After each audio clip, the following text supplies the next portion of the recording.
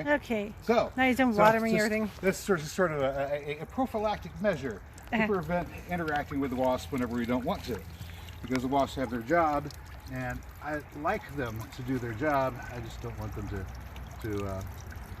interact with me in a negative way. There we go. All right, so I'm just going to move some of this stuff around. What's he doing? This is all geranium.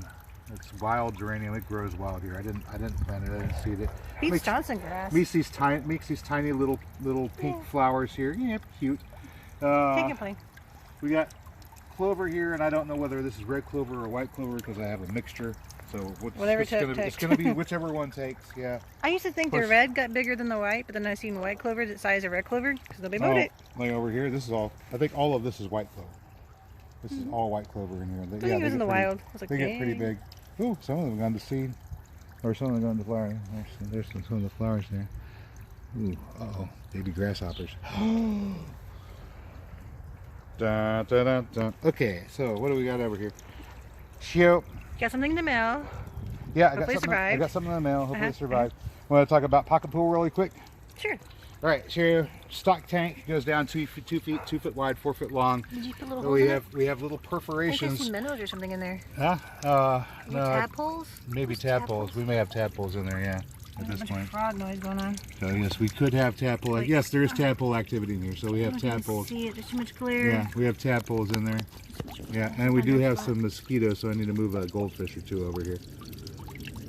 Maybe even you can see there now. Yeah, so that will also be an operation for today, is moving at least 1 or 2 goldfish so you over did here. put some holes in. Okay. All right, so yeah, you can see the perforation there. All right. 3 inches right. or so down. And the way that works out is this cage here is sitting on top of a cinder block, a cement block inside. So the bottom of the cage, the bottom of the cage should just come to the point where it just makes contact with the surface of the water, and that way, let's see, before I had the perforations in there, the water would come over the top whenever we had too much water, and it would flood here. And I've managed to lose some of our Azolla and duckweed onto this raft of moss. That's okay. Well, it'll decompose and provide fertility here, right? But meanwhile, our water chestnuts, having been just supported at that point, their roots can go down into the water and feed as much as they want. They did make a comeback. They were looking kind of sad and moved them out. As much as they want. Well, yeah, they didn't like being cooped up indoors, but they're multiplying well now. All right. Yeah. There's like and one big batch I could make this medium a bit deeper. Yeah. I think you've lost some peat moss. Yeah. Anyway. So we need to get the. Your water fountain splashing out. I need to get a couple of. Need to get a couple of goldfish out here for mosquito control. But as you can see, the tadpoles moving around in there. Yeah. Some of the Azolla made it. Hold on, makes it come back. Anyway, where was I at? All right. You're planting something. The perforations there on the side allow that excess water, whenever we have excess, to seep out into the surrounding area.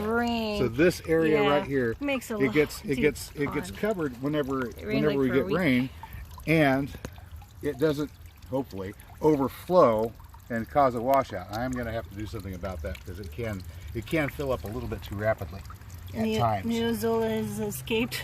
Yeah, at times it can overflow. All right. I do see some in the crevices. Hopefully it makes it back. Okay, so this immediate area, to take advantage of this little oasis, has got a whole bunch of different stuff planted in it.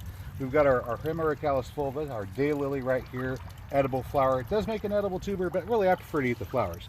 We've got our Allium proliferum, Egyptian walking onion here. Of course, you can munch on these tops all season long.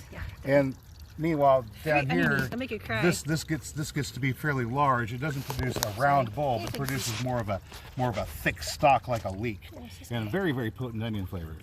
Before we get to that, here's a little violet over here, just sort of hiding amongst the rocks. There we go. You can see it. Violets are a great early spring salad green, and of course, to make pretty flowers. Flowers are edible too. Oh, there's another one of those little tiny geranium flowers there. All right, this thing here is Asclepius tuberosa. Say that 5 times fast. Say it once right. Asclepius tuberosa. Tuberosa. There you go. I have to say. Is this like a Harry Potter thing? Leviosa. Gotta say it just right. Oh shoot, that was not a weed. That was a baby daylily. Oh, see, that's why I don't pull grass. 'Cause Oh, I'm yeah. like, Oh, yeah. because they look like Well, that's daylilies. fine. Yeah. But the other one was Yeah. grass. Yeah. The other piece was a blade grass guy. All right. Let me see here. Cinnamon back There's up. another daylily. Of course, more mature. This is mint. Peppermint specifically. It's not the wild mint So- at our home. So it's a mentha ex mentha variation peppermint. It's funny, every time the Hybridized wind blows, between what is it? A you're- water mint and spearmint, I think is what it is. So Those- all those winter peppermint mint. is a hybrid. Oh. If somebody sells you peppermint seeds, they're selling you seeds that came from a peppermint plant. They may not be peppermint. Yeah, it's They're strawberry. going to be something else. In order for it to be peppermint, you have to clone it. You might want to put your water fountain like right in the middle, because every time the wind blows, Mm-hmm. it's watering the strawberry over there. I don't think the strawberry minds, do you? But eventually you run out of water in your little pond thingy. And that's why you occasionally come off and you top it off. A lot, it topped off a lot. Well, the idea is if you come out and you top it off, you're flushing out some of the fertility that the organisms in the water have been creating, and that fertilizes the immediate area. That's sort of part of the entire combined. I don't want to say what do you say? Just thought. The overall ethic is you've managed to create a micro ecosystem that fertilizes itself, and this is kind of cool. All you have to do is add the water. Just add water. Just add water. There you go. Cha-cha-chia. Just add water and sunshine. All right, so